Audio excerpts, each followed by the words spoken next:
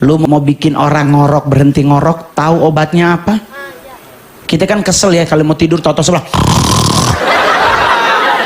Lu taruh garam di bibirnya, lu gosokin garam,